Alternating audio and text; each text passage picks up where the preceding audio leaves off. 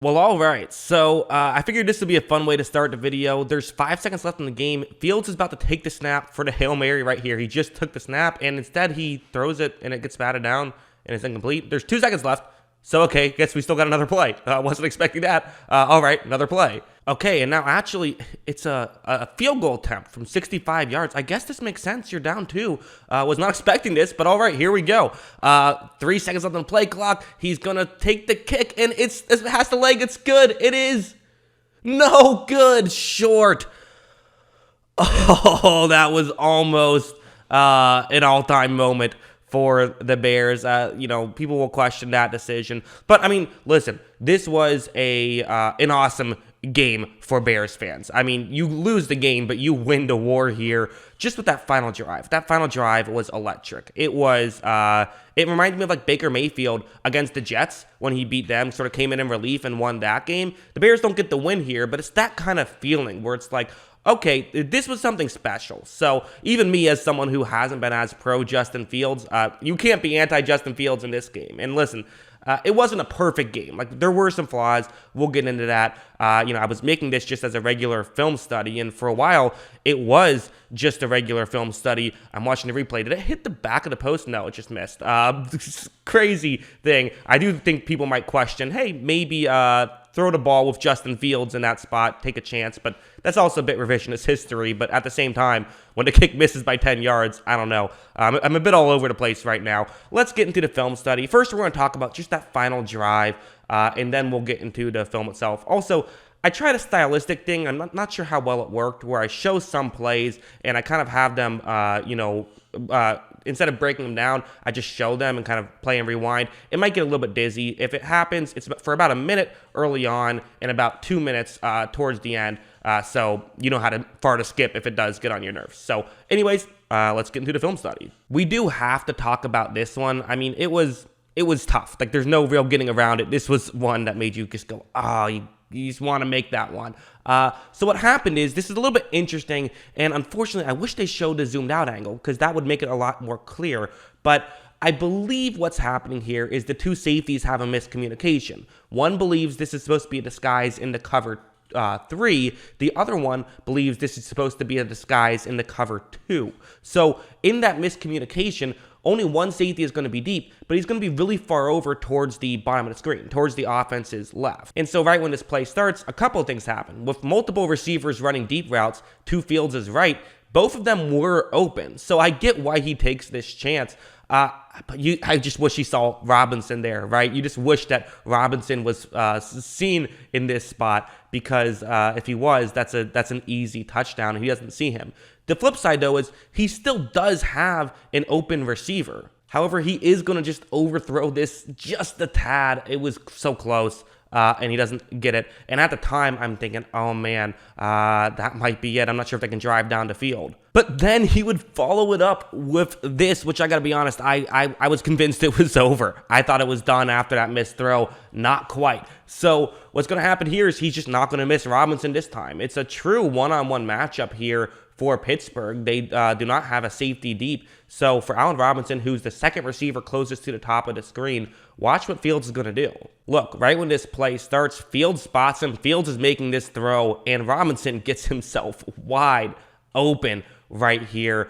So great job by Robinson, who's had a shaky start to this season. But Fields puts it right on the money. Robinson makes the grab, and they get the ball all the way inside the 5-yard line. I mean, that's just incredible. That's a thing of beauty right there, is honestly the way that I would say it. And then he one-upped it with this, which is really, I mean, these 2 plays were the best sequence of his career, where he's going to throw off balance to a not open receiver whatsoever. I mean, this is going to have to be a perfect throw while off balance. However, the catch is made, and he, great jump at the end there too, gets the go-ahead touchdown.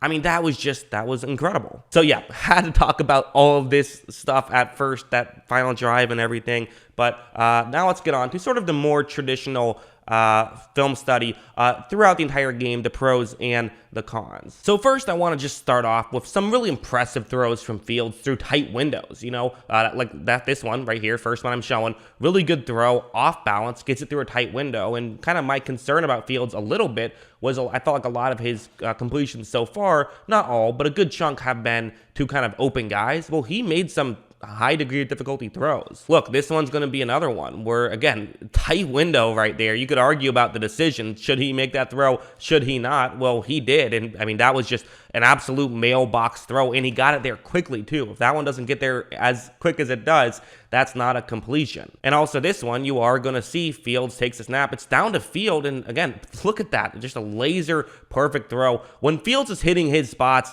it's as beautiful to watch as anybody in the league. There's no denying that.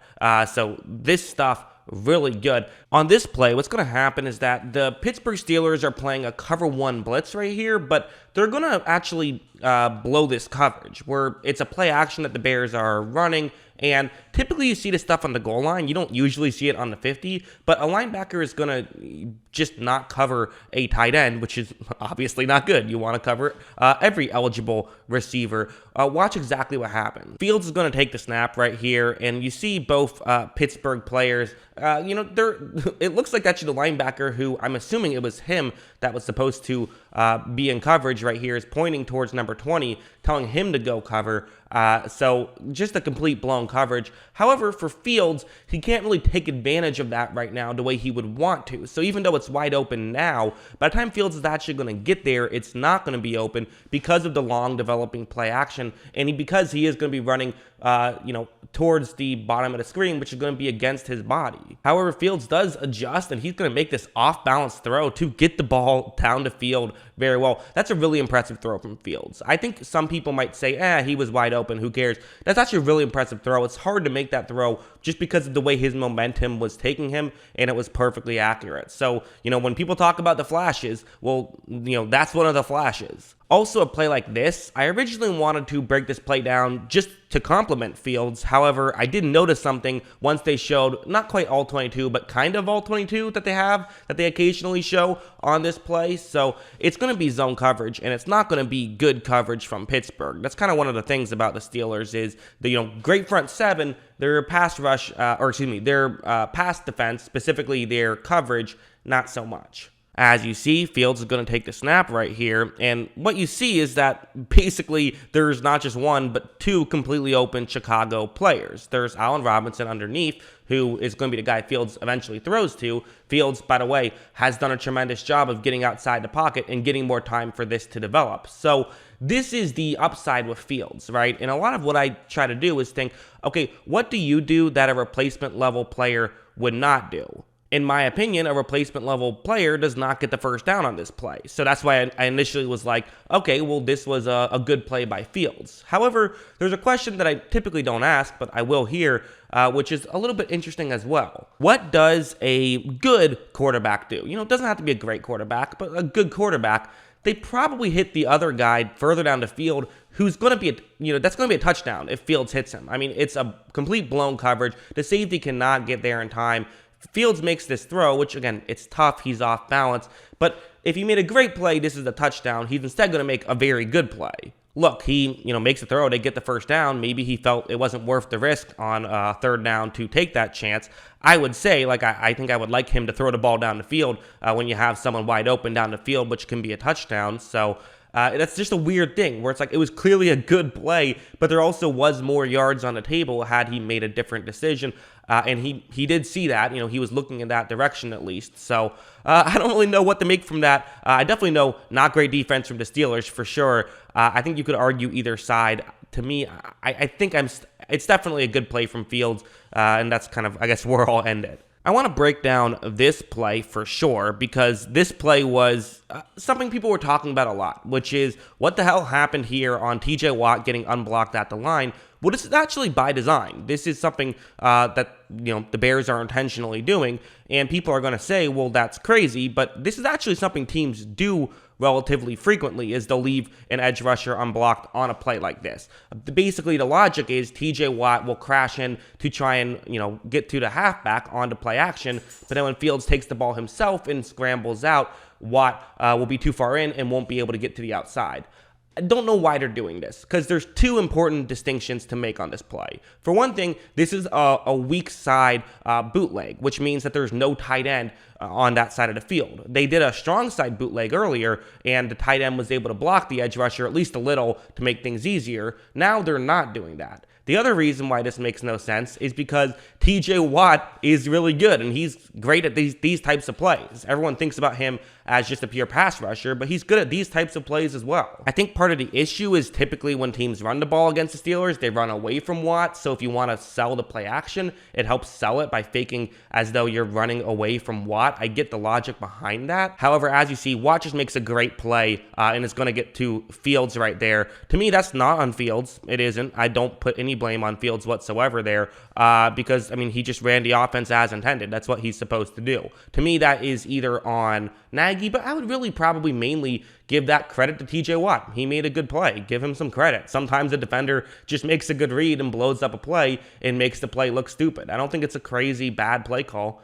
Just worked out well for the Steelers right there. And also, I do have to say, there were some missed throws by Justin Fields in this game as well. For example, right here, Fields is going to have basically no window to make this throw. He's also nowhere close. I've seen this a couple times this season where he just completely airmails one. And it's a little bit of like, how much do I really blame him for? And it's possible it was even a throwaway. But, this is one that I saw that I think I would classify as a missed throw. There was this one where, again, you can make the excuse if you want. There was some pressure in his face, but it's also very well overthrown. And I think that, he had time to get rid of the ball a little bit quicker as well. So I would classify that as not the best throw. This one here, which is probably more of a timing thing, I think Fields is just a little bit early in getting rid of that ball, so not really necessarily an inaccurate throw, but a missed throw due to timing issues. That, again, seeing that play, I would probably put that on Fields, or maybe it's a miscommunication. It's hard to know exactly. It's possible it was a miscommunication. And this one, which some people might criticize me for criticizing him for, this was a bit underthrown. It was. Not a big deal. It was ruled a catch anyways. Could have been incomplete, though, and that would have really been a bad thing. But again, also throwing the ball 50 yards down to Fields, so kind of understandable to underthrow it a tad right there. So, I like to show both sides of the coin, and the reality is, everyone misses some throws in some game. I didn't think it was like overly egregious the way it has been in other games. Listen, Fields does have the lowest adjusted completion percentage, according to PFF, in the league right now among qualified quarterbacks. So that's not great, but I thought he made some really impressive throws in this one that might make that completion percentage go up a little. So yeah, bonkers game. You got to feel good for Justin Fields. Again, some of my criticisms I made when I was recording this video before I realized that final drive would happen. And again, in terms of how good did he play, well, this wasn't necessarily the best game you'll ever see or anything like that. It's more of just the electricity and kind of if you're someone who believes in the it factor, well, it seems like Fields has it. So, fun stuff. That's what I think. What do you guys think? Let me know in the comments below. Always love hearing from you. And of course, as always, thanks for watching.